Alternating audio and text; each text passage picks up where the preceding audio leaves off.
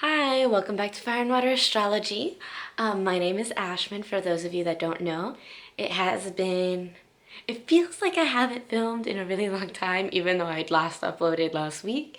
But there's been a hurricane down here in Florida and, just a lot of things going on in the country, natural disaster-wise. So, yeah, I'm finally getting back to filming. This will be uploaded as soon as I can upload it. But today, if you can't see by the title, we're doing Sun in the 7th house. I have had requests to do Sun in the 9th and Sun in the 10th, and those will be coming.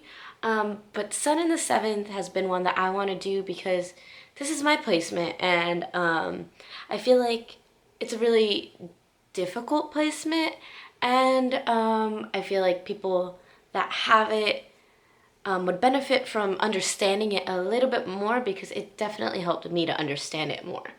So when you have your sun in the 7th house, you have your sun in the house traditionally ruled by Libra, traditionally ruled by Venus. It's the house of marriage, the house of partnerships.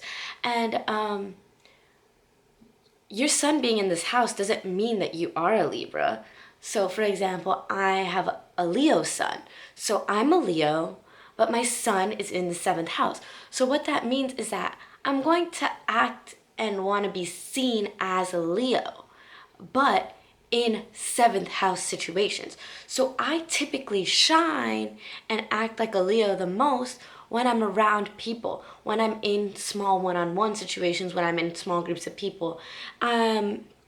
So when you have your sun in the 7th house, it's like you shine the most around people.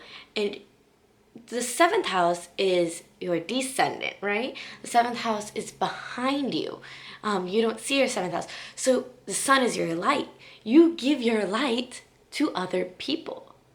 You don't necessarily have an ego that is, you have your ego, but you don't see it. So you don't feed your ego. The way you feed your ego is by helping others and feeding other people's egos. By when you want to make yourself feel better or you want to shine, you surround yourselves with others. You help other people, and you communicate with other people. Now, yeah, so you give your shine to others. You really want to help others improve their lives. You want to share with others. You might be really into gift giving, and you find your light through relationships, through a partner. You might be actively seeking a partner. You might feel like you always have this innate desire to find a partner. But it's a double-edged sword, right? Because like you might want to find a partner all the time to like, I'll just use myself as an example. I've always felt this innate need or desire to find a partner, to kind of, I always felt like I just needed somebody with me, right? But I always struggled to even find someone because when your sun is in the 7th house, the sun is like who you are, who you want to be. So the first house is who you are, right? And when your sun is in the 7th house, you don't really know who you are. And it's really hard to find a partner and to invest yourself into a relationship when you still don't know who you are, right? Because the first house is all about who you are. It's all about self. The 7th house is about other people, relating to a partner. So it's really impossible for you to satisfy your ego through other people until you really figure out who you are in the first house. So, like I said, your ego is behind you. Your self-worth is reliant on almost how other people see you and how your partner sees you, and if you have a partner. And you have this really good ability to like mirror other people. You kind of, through mirroring other people's behaviors, through mirroring other people's like feelings and emotions, wants, desires, all of that, and how they behave, you almost learn about yourself more through mirroring other people, if that makes any sense to you. So like, for example, even though my sun is a fixed sun, like I have a Leo sun, But since it's in that seventh house, I almost have this ability to like kind of relate with anybody. Like you could stick me with a earthy, watery person, and I'll be okay with my behavior. I mean, it'll be a little bit more difficult for me to like tone down the Leo shine. Like they might try to feel like I'm a little bit extra, but at the same time, like I can mirror their behavior. And this also gets you into a little bit of trouble though when you're constantly mirroring someone else, because you don't realize you're mirroring anybody else. You don't realize you're mirroring anybody else's personality. It's kind of just part of who you are. You want to get along. You want harmony between yourself and other people. That's why you're mirroring. But once you're mirroring so much, you have to make sure that you take time to figure out who you are in that first house. Because if you're always mirroring in that seventh house, you put your sun in that seventh house, you might find that you're becoming the person that you're surrounding. You're becoming the person that you're surrounding yourself with, you know? And that's not necessarily who you are, that's who they are. You're just mirroring them. So in a sense, it's good because through mirroring, you can figure out who you are, because some qualities you pick up from other people and you realize, hey, like these really resonate with me. But at the same time, you might pick up qualities that you don't even like and you're just picking them up because you're around other people. Okay, I know that was like kind of like a rambling. It's been a little while and I just drank a Monster. So if you have questions, go ahead and ask me. I'll clarify them. Now, you want to be seen as fair. You want to be seen as diplomatic, harmonious. You want to be seen as somebody well-liked, you know, communicative. And, you know, all things Venus represents. Venus also represents beauty. You might want to be seen as beautiful. That might make you feel better if somebody tells you that you're beautiful, that you're the reason that I met these friends, like you brought us together. You would like that, you know, having your sun in the seventh house. And you probably always want to help other people, even if they don't need help. You're offering, like, oh, hey, like if you need a place to stay, I have a place to stay. If you need this, I have this. If you need X, Y, and Z, like I'll be there, I'll do it for you. Almost overextending yourself in a way, just because you want to be helpful and you want to create these relationships with other people.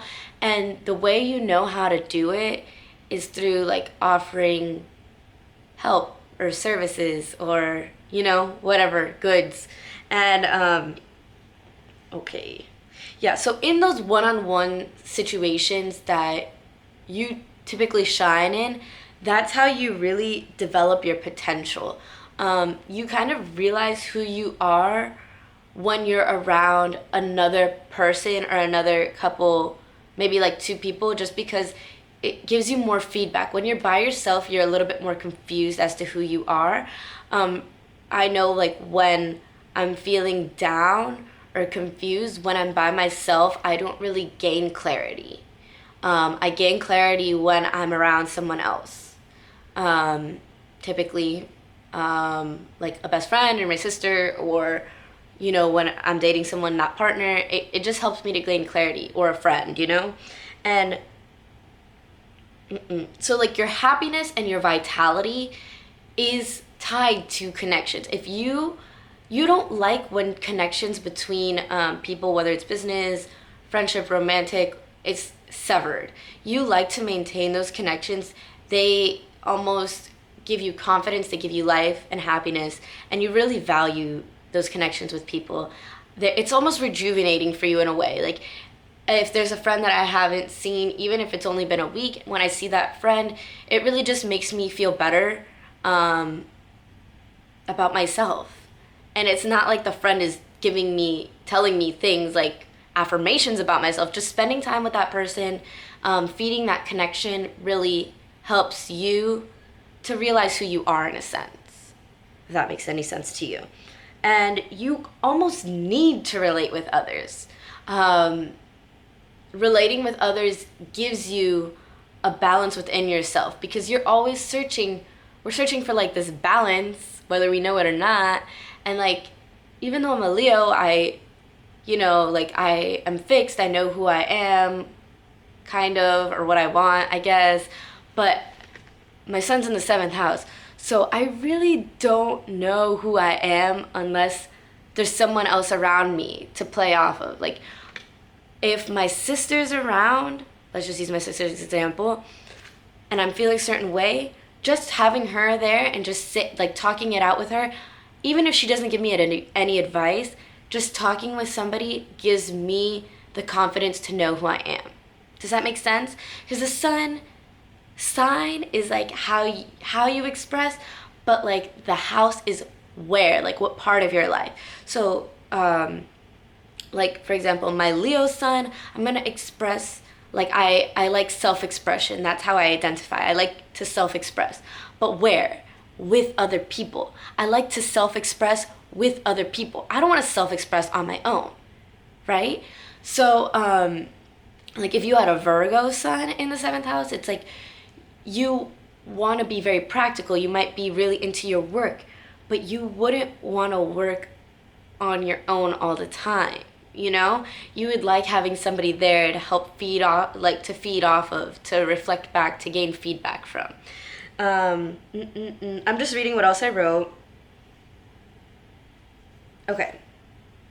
So even though you want all this social influence, social interaction and feedback, you really need to make sure that you develop a great sense of who you are in the 1st house before you go after marriages and partnerships. Because 7th house people, we tend to fall into this trap where we don't know why. We just want a partner or we want a best friend, and we might cling or like find ourselves spending a lot of time with just one person, and it influences who we are.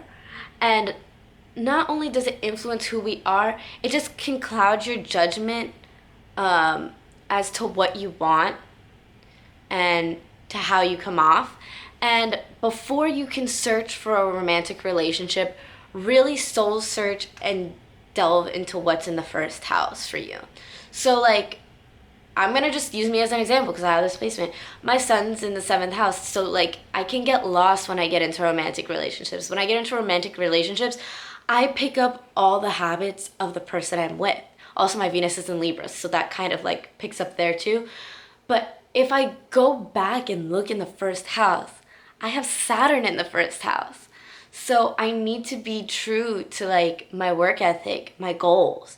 I can't lose sight of those goals when I get into a relationship. I also have my Saturn in Pisces there. So I really need to really take that time to be introspective, look at what I want, what I need, before I just go gung-ho and pick up all of my partner's bad habits.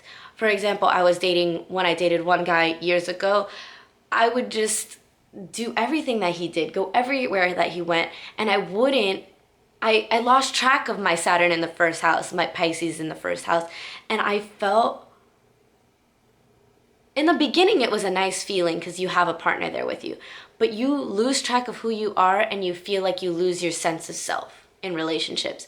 Because if you don't know who you are and you don't feed into who you are in the 1st house and really find that person and stay strong in that 1st house person, sense of self, you are going to do horribly in the 7th house where your sun is, you know? And it's okay to pick up certain habits from your partner, but you need to discern which habits you actually want to pick up and which habits you're just picking up from like a meshing between you and that person, if that makes any sense.